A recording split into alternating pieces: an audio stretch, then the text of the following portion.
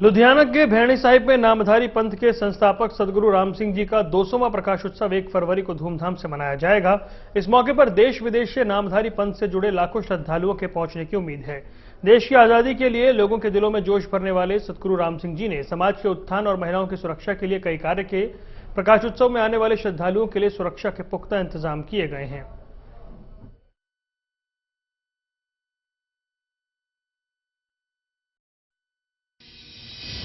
सदगुरु राम सिंह जी जो नामधारी सिख पंथ के संस्थापक रहे, उनका 200वां प्रकाश उत्सव भैणी साहब गुरुद्वारे में लुधियाना के अंदर मनाया जा रहा है।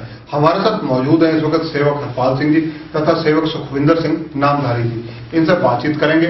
इतने बड़े आयोजन के लिए जहां देश विदेशों से लोग आ रहे हैं, कानून व्यवस्था, सारे लोगों को सुरक्षा मुहैया कैसे करवाने के प्रबंध किए गए हैं? वैसे तो कि जो हमारे नामधारी जितने भी आ रहे हैं, इतनी ऐसी कोई प्रॉब्लम होती भी नहीं, पर फिर भी पंजाब सरकार की ओर से सिक्योरिटी का पूरा प्रबंध किया गया है। और सरकारी सिक्योरिटी के बिना हमारा अपना नामधारियों का भी, अपने दस्ते का भी प्रबंध है और किसी तरह की भी वहां कोई परेशानी नहीं आने वाली। और ये प्रोग्राम के लिए सब तरह के प्रबंध किए जा रहे हैं और बहुत अच्छा होगा सब कुछ। हम समझते हैं कि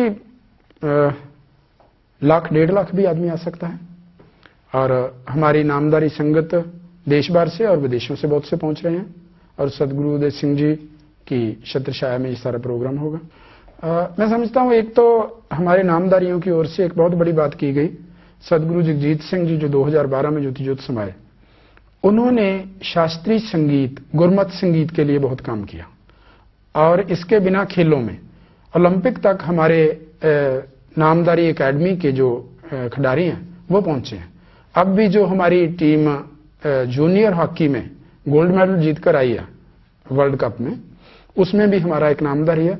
और हमारा उद्देश्य है सिक्खी स्वरूप में सभी अलग अलग फील्डों में काम करना है। और इसके बिना हमारे जो वर्तमान सदगुरु जी, सदगुरुदेव सिंह जी, वो साउथ में बहुत बड़ी कंपनी चला रहे हैं, नामधारी सीड्स की, नामधारी फ्रेश की, और इंटरनेशनल मार्केट में भी नामधारियों का इसमें नाम है। और भी बहुत से, हमारा एक हॉस्पिटल चल रहा है लुधियाना में। और ये सभी जो समाज के कार्य हैं उनमें बहुत सा कुछ सदगुरु जी की ओर से किया जा रहा है। भैणी साहब बिरदशाला भी है और भी बहुत से अच्छे काम किए जा रहे हैं। जिस प्रकार से सदगुरु जी का नाम सामाजिक चेतना में जुड़ा हुआ है, नारी जागृति में जुड़ा हुआ है, भ्रूण हत्या के बारे में लोगों को जागृत करने के लिए इस तरह के उनके सामाजिक जो दायित्व रहे, उसका थोड़ा विश्लेषण।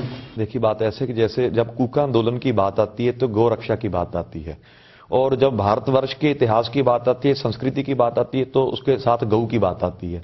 तो कूका आंदोलन में सदगुरु राम सिंह जी के सिखों ने गौओं की रक्षा के लिए अपने प्राणों की आहुति दी।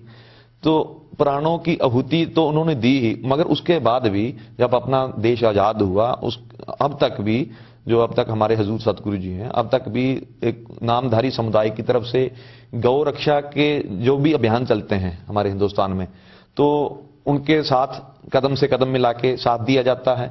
और गौ हत्या के विरोध में आवाज आज भी हम उठा रहे हैं। इसके अलावा गौओं की जो नस्ल है, जो देसी नस्ल है, देसी गायें हैं, जो आपको अभी भी श्री भैणी साहब में आपको हमारी जो गौशाला है गुरु जी की, उसमें आपको वहां पे साहिवाल नस्ल की, हरियाणा नस्ल की, वो गौओं की वो नस्ल मिलेगी जो कहीं भी मिलनी जो है हिंदुस्तान में दुर्लभ है कि किसी जगह पे गौएं ऐसी मिल सकती हैं। और इसके अलावा गौओं के अलावा भी अगर आज की बात कर लें तो आज तब लड़कियों को पैदा हुए मारा जाता था, अब बच्चियों को पैदा होने से पहले मारा जाता है, भ्रूण हत्या की जाती है। मगर नामधारी समाज में इस बात की हमको आपको बताते हुए खुशी होती है कि ऐसी कोई भी बात नहीं है। आज भी भ्रूण हत्या के विरोध में नामधारी समाज कंधे के साथ कंधा मिला के बाकी की समाज सेवी संस्थाओं के साथ खड़ा है। 1 फरवरी को भैणी साहब लुधियाना के अंदर होने वाले 200वें प्रकाश उत्सव की पूरी तैयारियां चल रही हैं।